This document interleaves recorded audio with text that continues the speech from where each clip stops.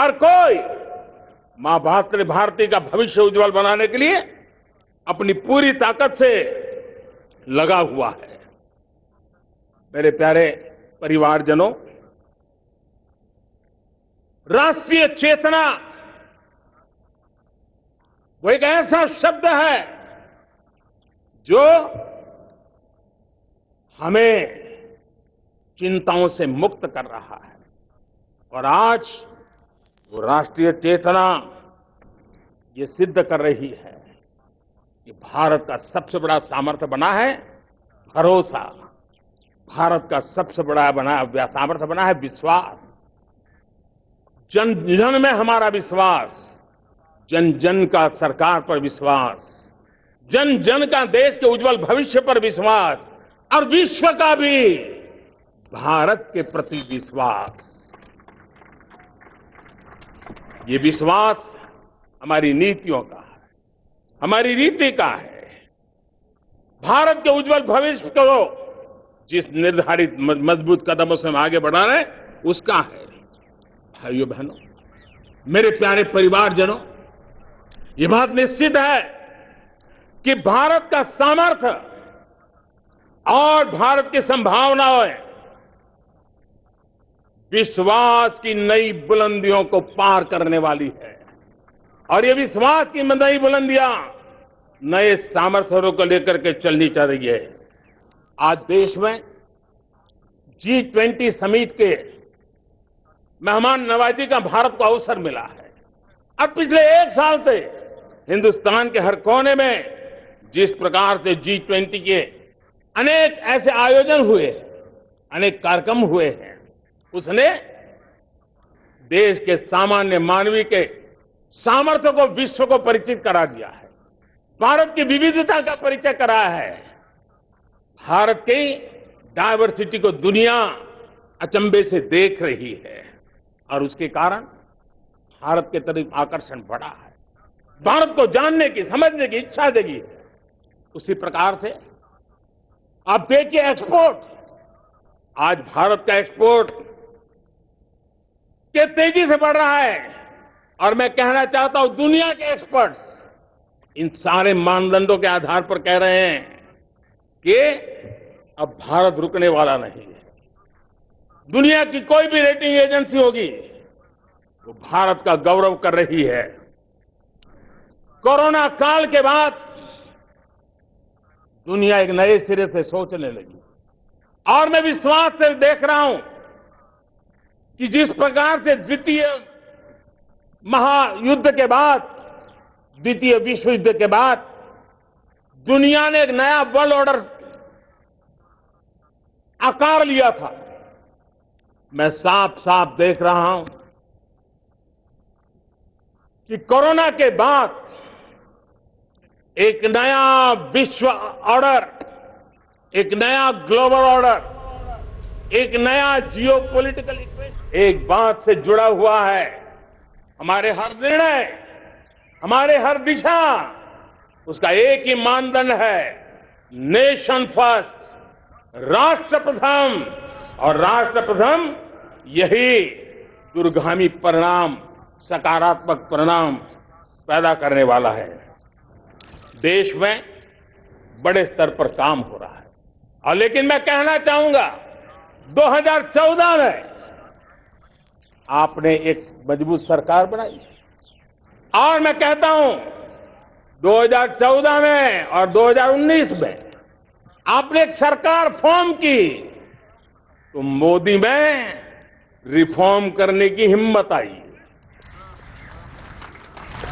आपने ऐसी सरकार फॉर्म की कि मोदी को रिफॉर्म की हिम्मत आई।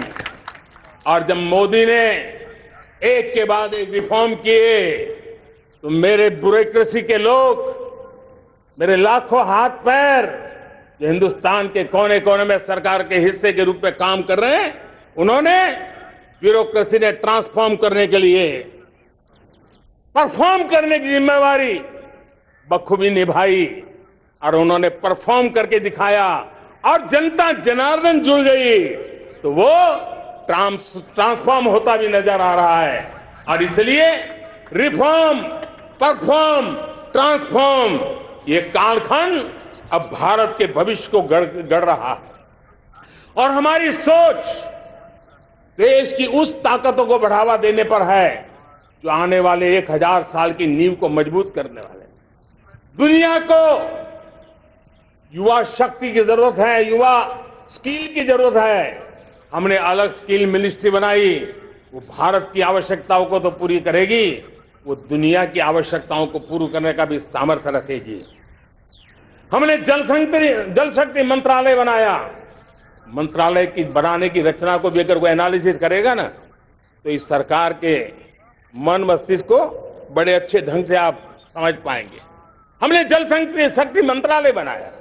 ये जल शक्ति मंत्रालय हमारे देश के एक एक देशवासियों को पीने का शुद्ध पानी पहुंचे, पर्यावरण की रक्षा के लिए पानी के प्रति संवेदनशील व्यवस्थाएं विकसित हो, उस पर हम बल रहे हैं। हमारे देश में कोरोना के बाद दुनिया देख रही है होलिस्टिक हेल्थ केयर, ये समय की मांग है। हमने अलग आयुष मंत्रालय बनाया और योग और आयुष आज दुनिया में अपना परचम लहरा रहे हैं। हमने दुनिया को हमारे कमिटमेंट के कारण विश्व का हमारे प्रति ध्यान गया है।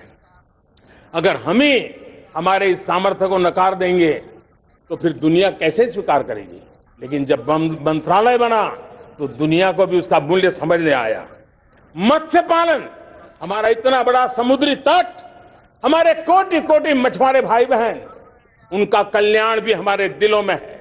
और इसलिए हमने अलग से मत्स्य पालन को लेकर के, पशुपालन को लेकर के, डेयरी को लेकर के अलग मंत्रालय की रचना की, ताकि समाज के जिस वर्ग के लोग पीछे रह गए उनको हम साथ लें। देश में सरकारी अर्थव्यवस्था के हिस्से होते हैं, लेकिन समाज की अर्थव्यवस्था का एक बड़ा हिस्सा है कोऑपरेटिव मूवमेंट।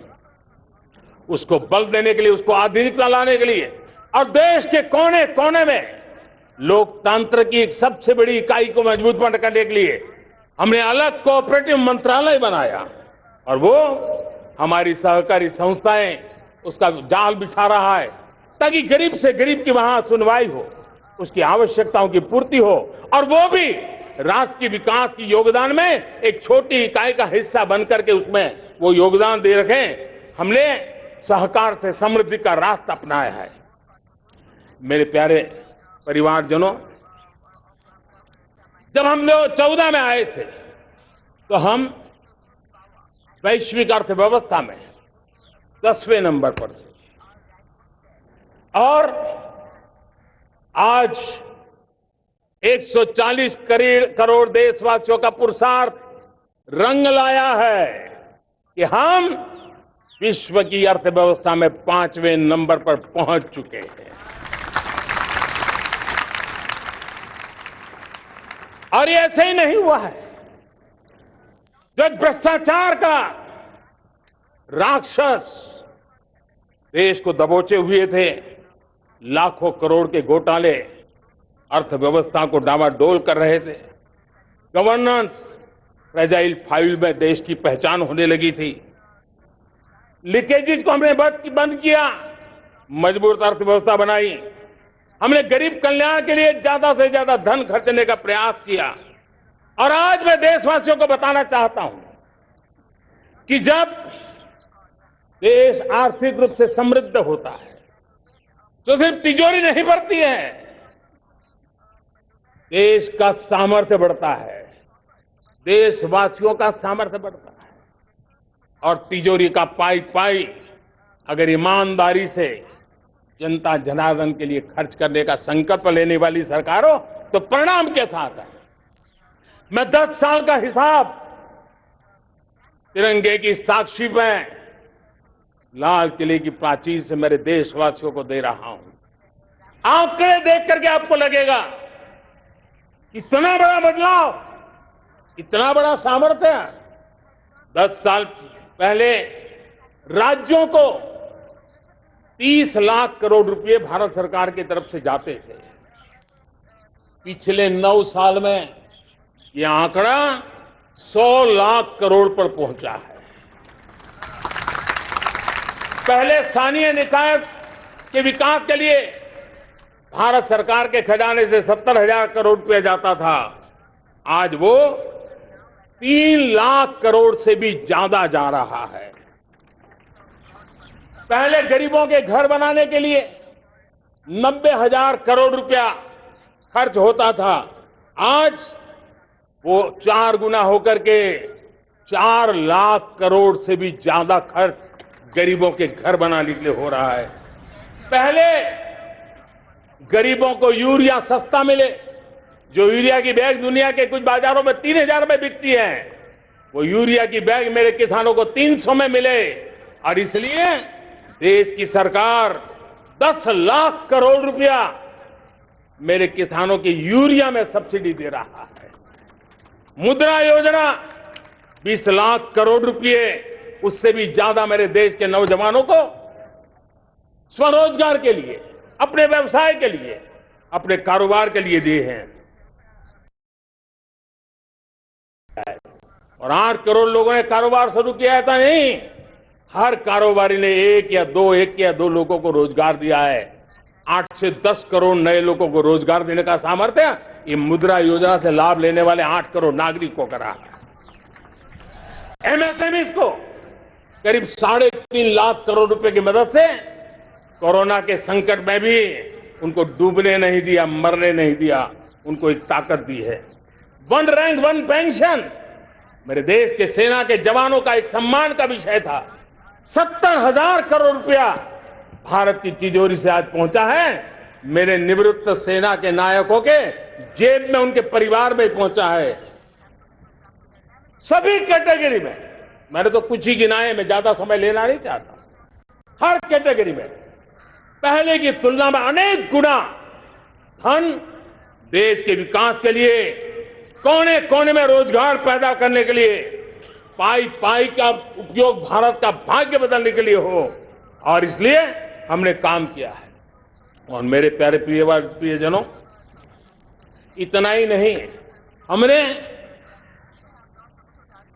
इन सारे प्रयासों का परिणाम है कि आज 5 साल के मेरे एक कार्यकाल में, 5 साल के कार्यकाल में, 5 साल में 13.5 करोड़ मेरे गरीब भाई बहन गरीबी की जंजीरों को तोड़ करके न्यू मिडिल क्लास के रूप में बाहर आए हैं। जीवन का इससे बड़ा कोई संतोष नहीं होता। मेरे प्यारे प्रिय परिवारजनों, और जब 13.5 करोड़ लोग गरीबी की इस मुसीबतों से बाहर निकलते हैं, तो कैसी कैसी योजनाएं उनको मदद दी है। उनको आवास योजना का लाभ मिलना, पीएम स्वनिधि से 50,000 करोड़ रुपया रेहड़ी पटरी वालों तक पहुंचाया है। आने वाले दिनों में, आने वाली विश्वकर्मा जयंती पर एक कार्यक्रम हम लागू करेंगे। इस विश्वकर्मा जयंती पर हम करीब 13-15 हजार करोड़ रुपया से, जो परंपरागत कौशल्य से रहने वाले लोग, जो औजार से और अपने हाथ से काम करने वाला वर्ग है, ज्यादातर ओबीसी समुदाय से, हमारे सुथार हो, हमारे सोनार हो, हमारे राजमिस्त्री हो, हमारे कपड़े धोने वाले काम करने वाले लोग हो, हमारे बाल काटने वाले भाई बहन परिवार हो, ऐसे लोगों को एक नई ताकत देने के लिए हम आने वाले महीने में विश्वकर्मा जयंती पर विश्वकर्मा योजना लॉन्च करेंगे और करीब 13-15 हजार करोड़ से उसका प्रारंभ करेंगे। हमने पीएम किसान सम्मान निधि में 2.5 लाख करोड़ रुपया सीधा मेरे देश के किसानों के खाते में जमा किया है। हमने जल जीवन मिशन, हर घर में शुद्ध पानी पहुंचे, 2 लाख करोड़ रुपया खर्च किया है। हमने आयुष्मान भारत योजना, ताकि गरीब को बीमारी के कारण अस्पताल जाने से जो मुसीबत होती थी उसको मुक्ति दिलाना, उसको दवाई मिले, उसका उपचार हो, ऑपरेशन हो, अच्छे से अच्छी हॉस्पिटल में हो। आयुष्मान भारत योजना के तहत 70,000 करोड़ रुपए हमने लगाए हैं। पशुधन, देश ने कोरोना वैक्सीन की बात तो देश को याद है, 40,000 करोड़ रुपए लगाए, वो तो याद है। लेकिन आपको जानकर के खुशी होगी, हमने पशुधन को बचाने के लिए करीब करीब 15,000 करोड़ रुपया पशुधन के टीकाकरण के लिए लगाया है।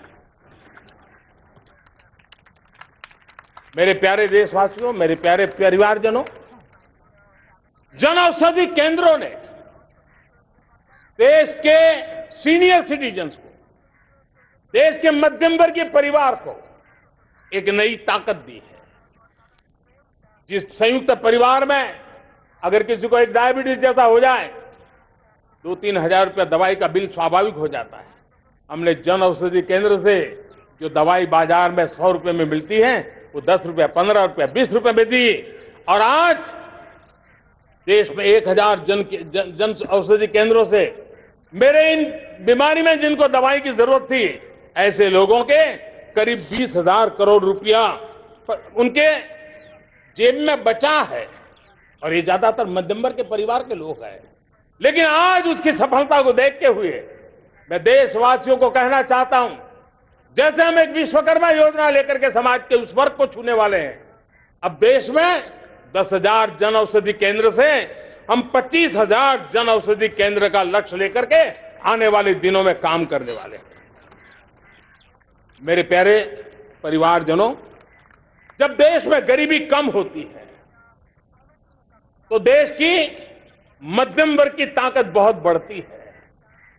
और अगर दुनिया में, और मैं आपको विश्वास दिलाता हूं, आने वाले 5 साल में मोदी का गारंटी है, देश पहले 3 वैश्विक इकोनॉमी में अपना जगह ले लेगा। ये पक्का जगह ले लेगा। आज जो 13.5 करोड़ गरीबी से बाहर आए हुए लोग हैं, वो एक प्रकार से मध्यम वर्ग की ताकत बन जाते हैं। जब गरीब की खरीद शक्ति बढ़ती है तो मध्यम वर्ग की व्यापार शक्ति बढ़ती है। जब गांव की खरीद शक्ति बढ़ती है तब कस्बे और शहर की आर्थिक व्यवस्था और तेज गति से दौड़ती है। और यही इंटरकनेक्टेड हमारा अर्थ चक्र होता है। करीब करीब 75,000 अमृत सरोवर का काम निर्माण हो रहा है। ये अपने आप में बहुत बड़ा काम हो रहा है। जनशक्ति और जल शक्ति की ताकत भारत के पर्यावरण की रक्षा में भी काम आने वाली है।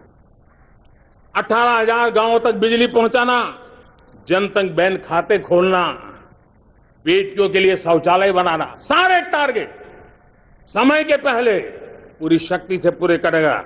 और जब भारत ठान लेता है तो उसे पूरा करके रहता है। ये हमारा ट्रैक रिकॉर्ड कहता है। 200 करोड़ वैक्सीनेशन का काम, दुनिया हमें जब पूछती है 200 करोड़ सुनती है, उनकी आंखें फट जाती है। इतना बड़ा काम ये मेरे देश के आंगनवाड़ी वर्कर, हमारी आशा वर्कर, हमारी हेल्थ वर्कर, उन्होंने करके दिखाया।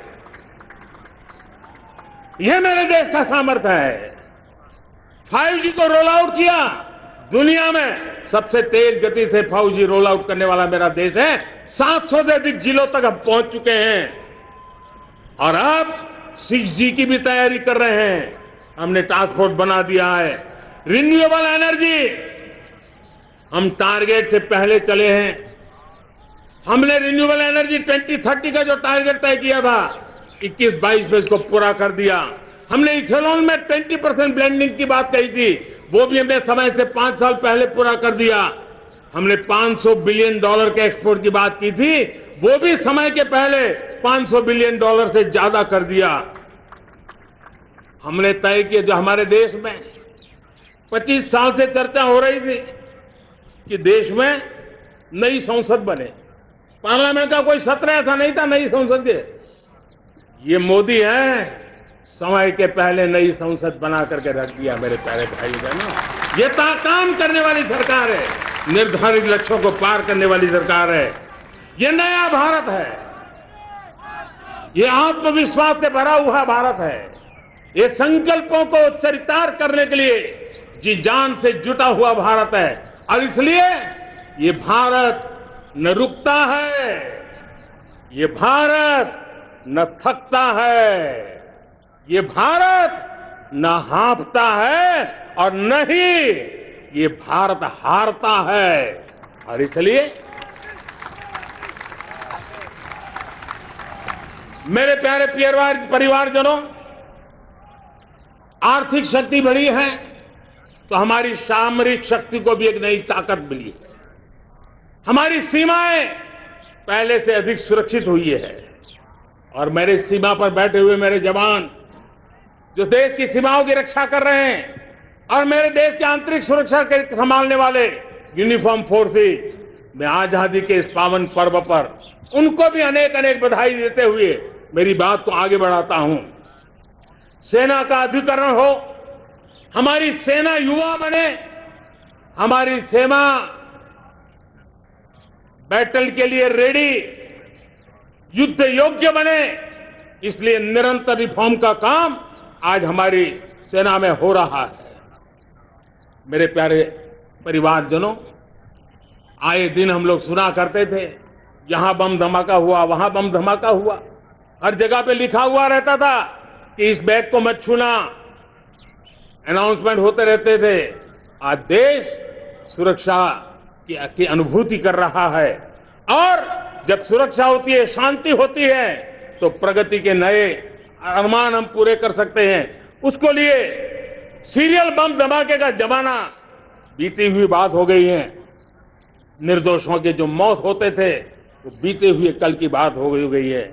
आज देश में आतंकी हमलों में भारी कमी आई है।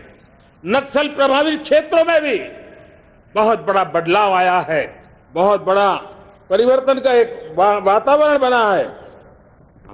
मेरे प्यारे परिवारजनों, प्रगति के हर चीज में, लेकिन जब 2047 हम एक विकसित भारत का सपना लेकर के चल रहे हैं तब, और वो सपना नहीं 140 करोड़ देशवासियों का संकल्प है और उस संकल्प को सिद्ध करने के लिए परिश्रम की पराकाष्ठा भी है।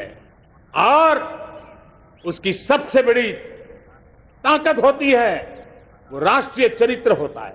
दुनिया में जिन जिन देशों ने प्रगति की है, दुनिया में जो जो देश संकटों से वो पार करके निकले हैं, उसमें हर चीज के साथ साथ एक महत्वपूर्ण कैटलिक एजेंट रहा है, वो राष्ट्रीय चरित्र रहा है। और हमें राष्ट्रीय चरित्र के लिए और बल देते हुए हमें आगे बढ़ना होगा। हमारा देश, हमारा राष्ट्रीय चरित्र ओजस्वी हो, तेजस्वी हो, पुरुषार्थी हो, पराक्रमी हो, प्रखर हो, ये हम सबका सामूहिक दायित्व है। और आने वाले 25 साल हम एक ही मंत्र को लेकर चले, ये हमारे राष्ट्रीय चरित्र के सिरमौर होना चाहिए, एकता का संदेश, भारत की एकता को जीना, भारत की एकता को आंच आए, न ऐसी मेरी भाषा होगी, न ऐसा मेरा कोई कदम होगा। हर पल देश को जोड़ने का प्रयास मेरी तरफ से भी होता रहेगा। भारत की एकता हमें सामर्थ्य देती है। उत्तर हो, दक्षिण हो, पूरब हो, पश्चिम हो, गांव हो, शहर हो, पुरुष हो, नारी हो, हम सब ने एकता के भाव के साथ और विविधता भरे देश में एकता का सामर्थ्य होता है।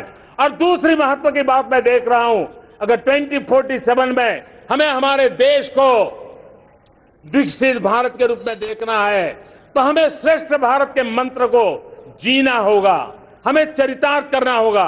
अब हमारे प्रोडक्शन में, मैंने 2014 में कहा था जीरो डिफेक्ट, जीरो इफेक्ट। दुनिया के किसी भी टेबल पर मेक इन इंडिया चीज हो तो दुनिया को विश्वास होना चाहिए, इससे बेहतर दुनिया में कुछ नहीं हो सकता है। ये अल्टीमेट होगा।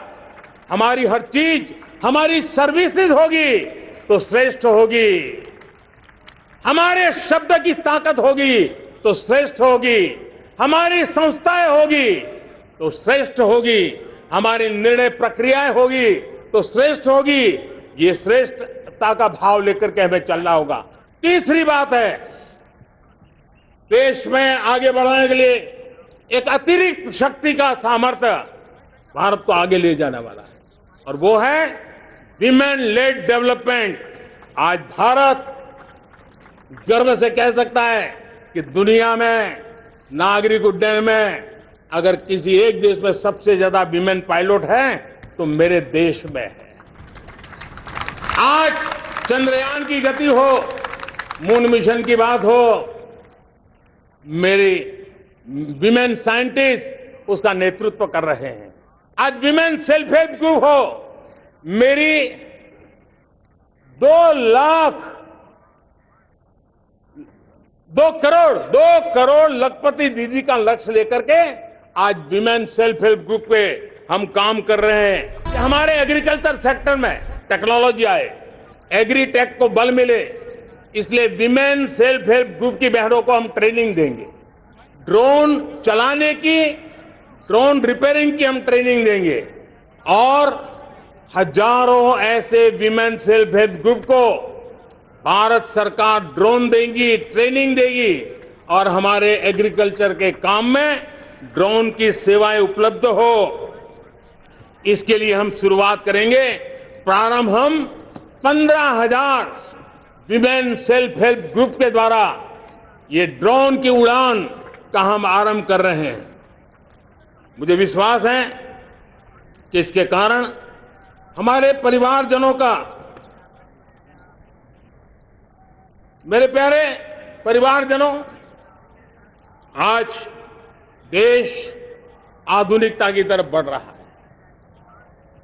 हाईवे हो, रेलवे हो, एयरवे हो, हाईवेज हो, इंफॉर्मेशन वेज, वाटरवेज हो, कोई क्षेत्र ऐसा नहीं है जिस क्षेत्र को आगे बढ़ाने की दिशा में आज देश काम न करता हो।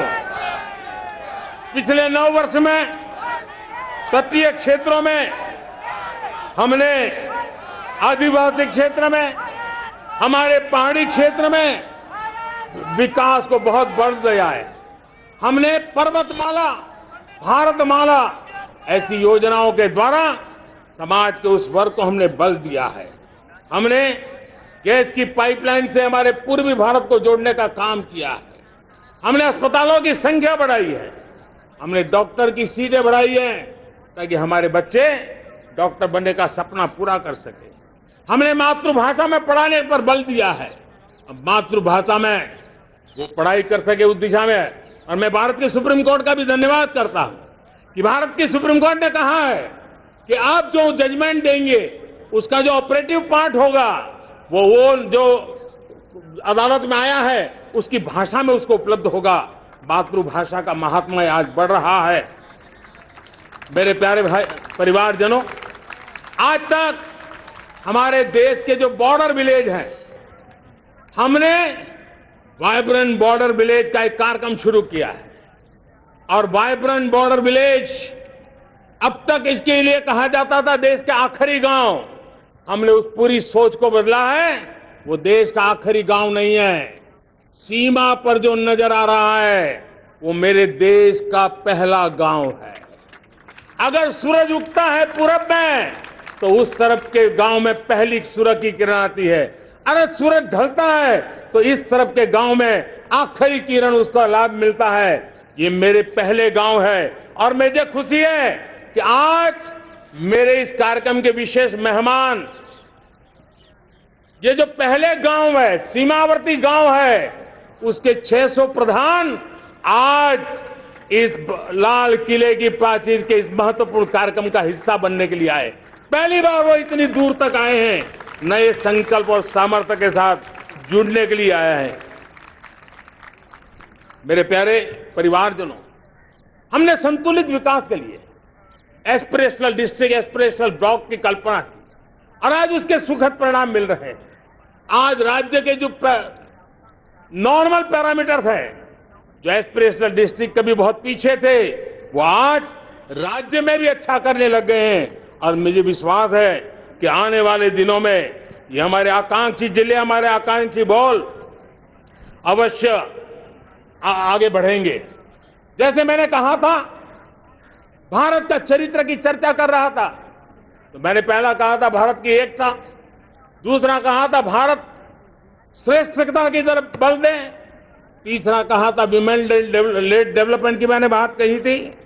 और मैं आज एक बात और कहना चाहता हूं कि हम जैसे रीजनल एस्पिरेशन मैंने चौथी बात कही थी, पांचवी महत्व की बात और भारत ने उस दिशा में जाओ, और वो है हमारा राष्ट्रीय चरित्र विश्व मंगल के लिए सोचने वाला होना चाहिए। हमें देश को इतना मजबूत बनाना है जो विश्व मंगल के लिए भी अपनी भूमिका अदा करे। और आज कोरोना के बाद मैं देख रहा हूं जिस प्रकार से संकट की घड़ी में देश ने दुनिया की मदद की, उसका परिणाम है कि आज दुनिया में हमारा देश एक विश्व मित्र के रूप में, विश्व का अटूट साथी के रूप में आज मेरे देश की पहचान बनी है। हमें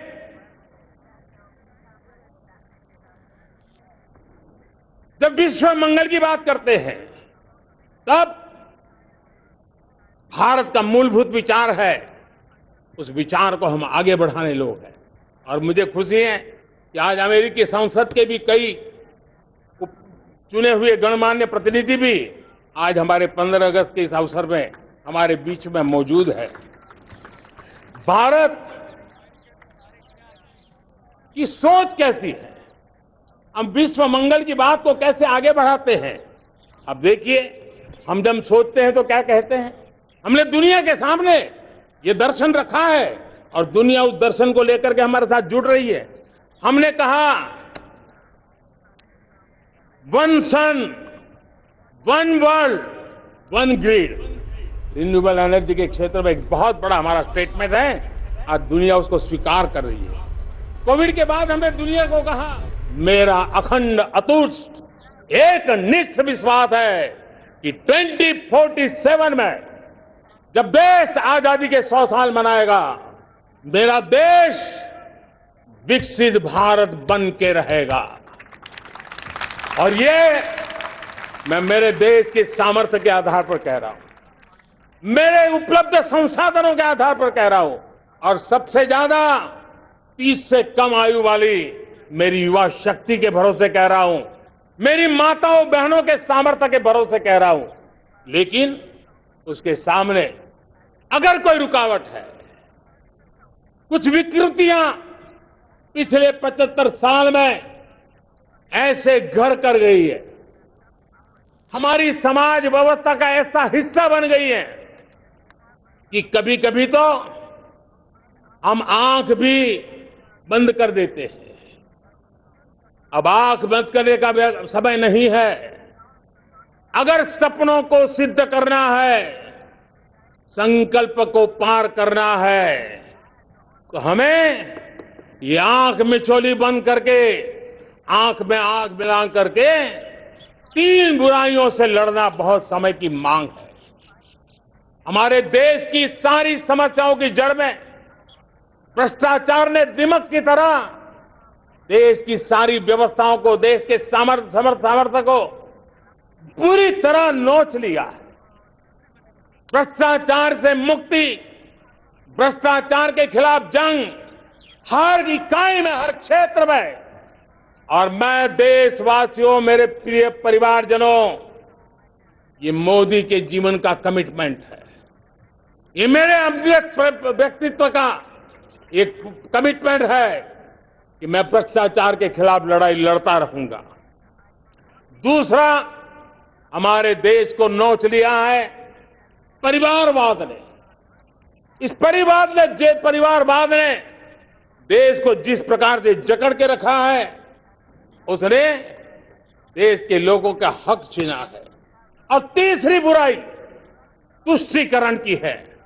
ये तुष्टीकरण में भी देश के मूलभूत चिंतन को, देश के सर्व समावेशक हमारे राष्ट्रीय चरित्र को दाग लगा दिए, तहस नहस कर दिया है इन लोगों ने। और इसलिए मेरे प्यारे देशवासियों, इसलिए मेरे प्यारे परिवारजनों, हमें इन 3 बुराइयों के खिलाफ पूरे सामर्थ्य के साथ लड़ना है। भ्रष्टाचार, परिवारवाद, तुष्टीकरण, ये चुनौतियां हमारे ये ऐसी चीजें पनपी है जो हमारे देश के लोगों का जो आकांक्षा है उसका दमन करती है। हमारे देश के कुछ लोगों के पास जो छोटा मोटा सामर्थ्य है उसका शोषण करती है। ये ऐसी चीजें हैं जो हमारे लोगों की आशा आकांक्षाओं को सवाल या निशान में गाड़ देती है। हमारे गरीब हो, हमारे दलित हो, हमारे पिछड़े हो, हमारे पसमानदा हो, हमारे आदिवासी भाई बहन हो, हमारी माताएं बहनें हो, हमने सबने उनके हकों के लिए इन तीन बुराइयों से मुक्ति पानी है। हमें भ्रष्टाचार के खिलाफ एक नफरत का माहौल बनाना है। जैसे गंदगी हमें नफरत पैदा करती है ना, मन में गंदगी पसंद नहीं है, ये सार्वजनिक जीवन की इससे बड़ी कोई गंदगी नहीं हो सकती। और इसलिए हमारे स्वच्छता अभियान को एक नया मोड़ ये भी देना है कि हमें भ्रष्टाचार से मुक्ति पानी है। सरकार टेक्नोलॉजी से भ्रष्टाचार की मुक्ति के लिए बहुत प्रयास कर रही है। आपको जानकर के हैरानी होगी, इस देश में पिछले 9 साल में एक काम मैंने ऐसे किया, आंकड़ा सुनोगे तो लोग कहेंगे मोदी ऐसा करता है। जैसे 10 करोड़ लोग करीब करीब जो गलत फायदा उठाते थे वो मैंने रोक दिया। तो आप में से कोई कहेगा आपने लोगों से अन्याय कर दिया। जी नहीं, ये 10 करोड़ कौन लोग थे? ये 10 करोड़ वो लोग थे जिनका जन्म ही नहीं हुआ था और उनके नाम पर उनके विडो हो जाते थे, वो वृद्ध हो जाते थे, वो दिव्यांग हो जाते थे, फायदे लिए जाते थे। 10 करोड़ ऐसे बेनामी जो चीजें चलती थी उसको रोकने का पवित्र काम, भ्रष्टाचारियों की संपत्ति जो हमने जब्त की है ना, वो पहले की तुलना में 20 गुना ज्यादा की है। मेरे प्यारे परिवारजनों, ये आपकी कमाई का पैसा लोग लेकर के भागे थे, 20 गुना ज्यादा संपत्ति को जब्त करने का।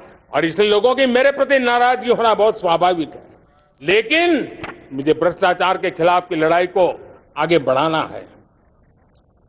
हमारे सरकारी व्यवस्था ने पहले कैमरा के सामने तो कुछ हो जाता था, लेकिन बाद में चीजें अटक जाती थी। हमने पहले की तुलना में कई गुना ज्यादा अदालत में चार्जशीट की है और अब जमानतें भी नहीं मिलती हैं। वैसी पक्की व्यवस्था को लेकर के हम आगे बढ़ रहे हैं, क्योंकि हम ईमानदारी से भ्रष्टाचार के खिलाफ लड़ रहे हैं। आज परिवारवाद और तुष्टीकरण, इसने देश का बहुत बड़ा दुर्भाग्य किया है। अब लोकतंत्र में ये कैसे हो सकता है कि पॉलिटिकल पार्टी, और मैं विशेष बल दे रहा हूं पॉलिटिकल पार्टी, आज मेरे देश के लोकतंत्र में एक ऐसी विकृति आई है जो कभी भारत के लोकतंत्र को मजबूती नहीं दे सकती। और वो क्या है बीमारी? परिवारवादी पार्टियां। और उनका तो मंत्र क्या है?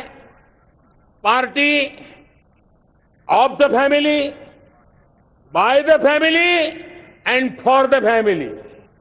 इनका तो जीवन मंत्र यही है कि उनकी पॉलिटिकल पार्टी, उनका राजनीतिक दल परिवार का, परिवार के द्वारा और परिवार के लिए